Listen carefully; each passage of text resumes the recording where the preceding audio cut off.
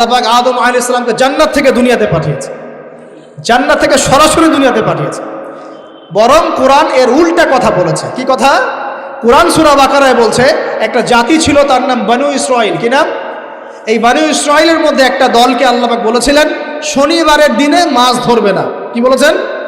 শনিবারে, এই যে সাগর আছে আপনাদের মনে করেন, এই শনিবারে মাছ ধরবে না। তো বনু ইসরাইল বেশি চালাক, অতি চালাক, যারা ওই যে প্যালেস্টাইন দখল করে বসে আছে, ওরা দাবি করে আর কি, আসলে এরা সত্যিকারের বনু ইসরাইল নয়, এরা ইউরোপিয়ান জিউস, এরা কিন্তু সত্যিকারের বনু ইসরাইল নয়। এখন এরা অতি চালাক, মাছ ধরে নাই, কিন্তু মাছ ধরার বাদ দিয়ে রাখছে। মাছ আসে, বাদ দিয়ে রাখি, পরে ধরব। এই পাপের কারণে, এই সীমা লঙ্ঘন করার কারণে সূরা বাকারা এবং সূরা আরাফে আল্লাহ পাক বলেছেন ওই মানুষগুলোকে আল্লাহ পাক বানর বানিয়ে দিয়েছে। তাহলে মানুষ থেকে বানর হয়েছে এই দলিল কোরআনে আছে, পড়ে দেখেন।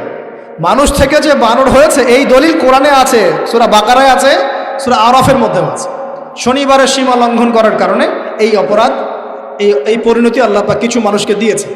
তারা এখনো জীবিত আছে কিনা আমরা জানি না, ওদেরকে আল্লাহ পাক মেরে ফেলেছেন না বেঁচে আছে আমরা এগুলো জানি না, কারণ কোরআন এগুলো নিয়ে কথা বলে নাই। এতটুকু কোরআন বলেছে। তবে এখনো কিন্তু বহু বাইরের মানুষ আকৃতির প্রাণীকে আল্লাহ পাক ভেতর থেকে বানর বানিয়ে দিচ্ছেন না। এটা নিয়ে একটা কথা বলতে চাই, সেটা হলো কিয়ামতের আগে আগে আরো কিছু মানুষকে আল্লাহ পাক কিন্তু শূকর এবং বানরে পরিণত করবে। এই হাদিসটা কি জানেন? হাদিসটা শুনে রাখেন, এটা আখিরুজ জামান বা কিয়ামতের আলামত সংক্রান্ত হাদিসগুলোর মধ্যে পাবেন। আল্লাহর রাসূল সাল্লাল্লাহু আলাইহি ওয়াসাল্লাম বলেছেন কিয়ামতের আগে আগে আমার উম্মতের মধ্যে, ভালো করে শোনেন, কিয়ামতের আগে আগে আমার উম্মতের মধ্যে একদল মানুষ বের হবে যারা মদ পানকে হালাল মনে করবে। কাকে? মদ পান করাকে হালাল মনে করবে। যারা বাদ্যযন্ত্র, গায়িকা, নায়িকা এগুলো নিয়ে নর্তকী নাচাবে রাতের বেলা, এগুলোকে হালাল মনে করবে। যারা অশ্লীলতা, বেহায়াপনাকে জায়েজ করে নিবে। ঠিক আছে, এরকম কয়েকটা পাপের কথা বলে নবীজি বলছেন একদিন সকালবেলা আল্লাহ পাক তাদেরকে ঘৃণিত বানরে পরিণত করবে। এটা হবে সামনে, কখন কিভাবে হবে আল্লাহ ভালো জানে। এবার আমি কনসেপ্টে চলে আসি। এই যে পৃথিবীতে নেমে আসলাম, তাহলে আমরা কোত্থেকে আসছি ভাই? আমরা কি পৃথিবীর অধিবাসী ছিলাম? আমরা জান্নাতে ছিলাম, ওখান থেকে আল্লাহ পাক পাঠিয়েছে। এবার পৃথিবীতে এসে আদম আলাইহিস সালামের যুগে খুব একটা দুর্ঘটনা ঘটে নাই, একটা ঘটেছে। কয়টা? একটা। ভাই হাবিলের কুরবানি কবুল হয়, কাবিলের অন্তর্দাহ হয়, জ্বালা হয়। কেন হাবিলেরটা কবুল হবে, কাবিলের কেন হচ্ছে না? এই হিংসার বশবর্তী হয়ে কাবিল হাবিলকে হত্যা করে ফেলে।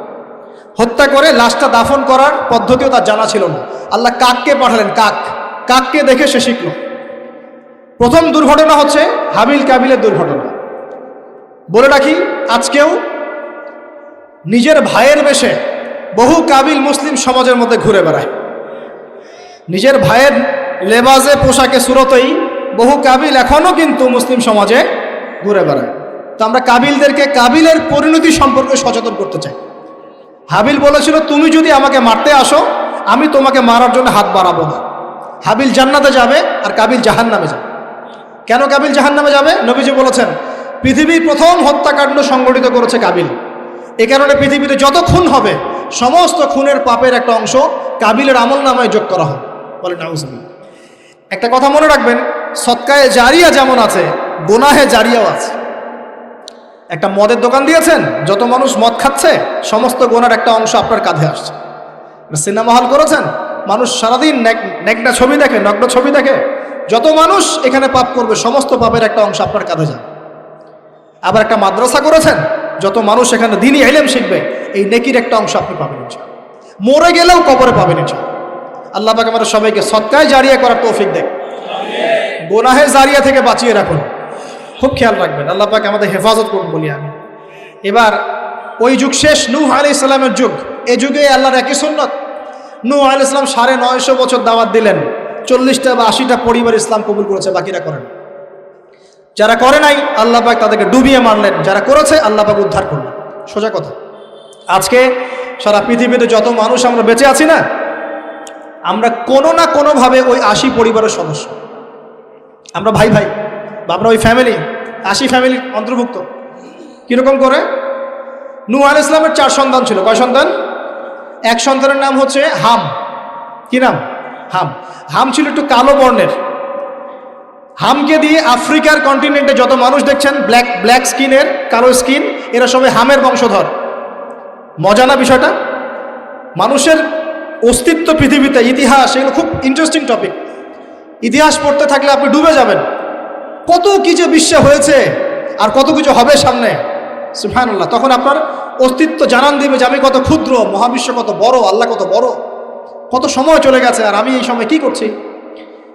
এক ভাইয়ের নাম শাম। এই শামকে কেন্দ্র করে এই আরবের যে মানুষগুলো আছে, আরব, অ্যারাবিয়ান, এরা শামের বংশধর। আরেক ভাইয়ের নাম ইয়াফাস। কি নাম? ইয়াফাস। ইয়াফাসের বংশধর হচ্ছে পশ্চিমারা, মানে রোমক যারা, তারা। আরেক ভাইয়ের নাম ছিল কেনান। কি নাম? কেনান। এ ইমান নিয়ে আসে নাই, ওই যে প্লাবনে ডুবে মরে গেছে। মরে যাওয়ার পরে আদম আলাইহিস সালাম বলেছিল, আল্লাহ আমার পরিবারের অন্তর্ভুক্তকে মাফ করে দাও। আল্লাহ বলেছেন, লাইসা মিন আহলিক, সে তোমার পরিবারের কেউ না। নবীর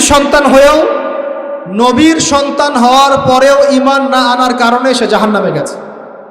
আর আমরা আর কি এমন মানুষ, অমুক আলেমের সন্তান, অমুক বক্তার সন্তান, হ্যাঁ, অমুক পীরের নওয়াবজাদা, অমুক তমুক, এইসব বড়াই করে লাভ নেই। আমল, আকীদা, ইমান যদি ঠিক না থাকে, আমাদের বংশ পরিচয় আমাদেরকে বাঁচাতে পারবে, আমাদের দেশ, জাতীয়তাবাদ, বর্ণ বাঁচাতে পারবে। যার যার কবরে তাকে তাকে যেতে হবে। নিজের আমল নিয়ে ফিকির করেন, নিজের কবর নিয়ে ফিকির করেন, অন্যের দিকে চোখ দেওয়া বন্ধ করেন, আগে নিজের কবর ফিকির করেন। আল্লাহ পাক সবাইকে তৌফিক এনায়েত করুন। যারা বুদ্ধিমান তারা নিজেকে নিয়ে ব্যস্ত থাকে, যারা অহংকারী, উদ্ধত, এরা মানুষের পিছনে পড়ে থাকে। আল্লাহ পাক আমরা সবাইকে নিজের চেহারা আয়নায় দেখার তৌফিক দান করুন। হ্যাঁ প্রিয় ভাইরা, নূহ আলাইহিস সালামের যুগ চলে গেল, 950 বছর দাওয়াত দেওয়ার পরে এই পরিণতি হয়েছে। এরপরে আসছে ইব্রাহিম আলাইহিস সালামের সময়। আল্লাহ পাক তাকে উদ্ধার করেছেন, অগ্নি পরীক্ষা থেকে বাঁচিয়েছেন, নমরুদকে আল্লাহ পাক ধ্বংস করেছেন।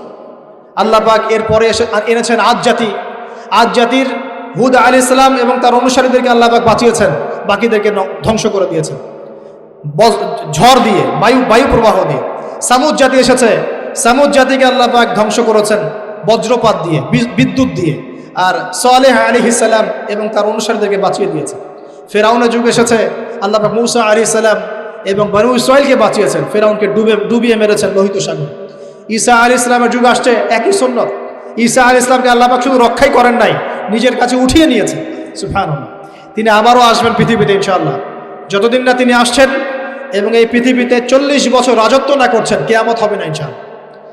যতদিন পর্যন্ত ঈসা আলাইহিস সালাম আবার ব্যাক না করছেন এবং এই জেরুজালেম থেকে সারা বিশ্বে খিলাফা কায়েম না করছেন, 40 বছর শাসন না চালাচ্ছেন, কিয়ামতও হবে না ইনশাআল্লাহ।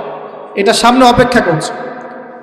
এবং নবী সাল্লাল্লাহু আলাইহি ওয়াসাল্লামের যুগে আবু জাহেল, আবু লাহাব বা সাহেবাদেরকে আল্লাহ পাক ধ্বংস করেছেন, আল্লাহর নবী এবং সাহাবীদেরকে আল্লাহ পাক সম্মানিত করেছেন। আপনি কি পুরো হিস্ট্রির মধ্যে একটা সুন্নত দেখতে পাচ্ছেন, কমন সুন্নত? কি সুন্নত? প্রত্যেক যুগে যুগে যারাই আল্লাহর ওই যে বিধান মেনে চলেছে, সমকালীন নবী রাসূলদের আনুগত্য করেছে, আল্লাহ পাকের আনুগত্য করেছে, আল্লাহ পাক তাদেরকে উদ্ধার করেছেন দুনিয়াতেও পরকালে। প্রত্যেক যুগে যুগে যারাই আল্লাহকে মানে নাই, রাসূলকে মানে নাই, আল্লাহর আসমানি কিতাবকে মানে নাই, বিরুদ্ধাচরণ করেছে, কুফরি করেছে, শিরক করেছে, আল্লাহ পাক সবাইকে ধ্বংস করে দিয়েছেন, কারো কোনো পরোয়া করে। এই সিলসিলা আজও অব্যাহত আছে, আগামীতেও থাকবে ইনশাআল্লাহ। এখন আমরা যারা এখন বেঁচে আছি, আমরা নবী সাল্লাল্লাহু আলাইহি ওয়াসাল্লামের ইন্তেকালের প্রায় 1450 বছর পরের মানুষ। আল্লাহর নবী এসেছেন এমন সমাজে, যে সমাজে শিরকের পাপ চলছে, সুদের পাপ চলছে, দুর্নীতি চলছে, আপনার কন্যা সন্তানকে জীবিত হত্যা করা হচ্ছে, আপনার মাদকদ্রব্যের সয়লাভ চলছে, মেয়েদের অধিকার দেওয়া হচ্ছে না, হ্যাঁ, গোত্রীয় হানাহানি চলছে। ওই সমাজটাকে তিনি 23 বছরের মধ্যে পাল্টে ফেললেন। কত বছর? 23 বছর। কিভাবে পাল্টালেন? উত্তর, তিনি প্রথমে জ্ঞানের চর্চা করেছেন। কিসের চর্চা? জ্ঞানের। আল্লাহ পাক প্রথম ওহী নাযিল করেছেন, ইকরা বিসমি রাব্বিকাল্লাযী খালাক, পড়ুন আপনার রবের নামে যিনি আপনাকে সৃষ্টি করেছেন। নবী সাল্লাল্লাহু আলাইহি ওয়াসাল্লাম, সাহাবীগণ কোরআনের 6টা হক আদায় করেছেন। কয়টা হক? 6টা। তারা কোরআন পড়া শিখেছেন। আমরা সবাই কোরআন পড়া শিখবো তো ইনশাআল্লাহ? তারা কোরআনের অর্থ শিখেছেন। আমরা কোরআনের অর্থ শিখবো তো ইনশাআল্লাহ? তারা কোরআনের আদেশগুলো মেনেছেন। আমরা কোরআনের সব আদেশ মানবো তো ইনশাআল্লাহ? তারা কোরআনের সমস্ত নিষেধগুলো বর্জন করেছেন। আমরা নিষেধ বর্জন করবো তো ইনশাআল্লাহ? তারা কোরআনের দাওয়াত মানুষের কাছে পৌঁছে দিয়েছেন। আমরা কোরআনের দাওয়াত দিব তো ইনশাআল্লাহ? এবং 6 নাম্বার, তারা কোরআনের বিধানগুলোকে বাস্তবায়ন করেছেন। আমরাও বাস্তবায়নের চেষ্টা করবো তো ইনশাআল্লাহ? এই 6টা হক আদায়ের ফলে 23 বছরের ব্যবধানে জাহেলি মক্কা একদম সোনালী মক্কায় পরিণত হয়েছে। 23 বছর পরের মক্কায় আপনি কোনো সুদ পাবেন, কোনো শিরক পাবেন?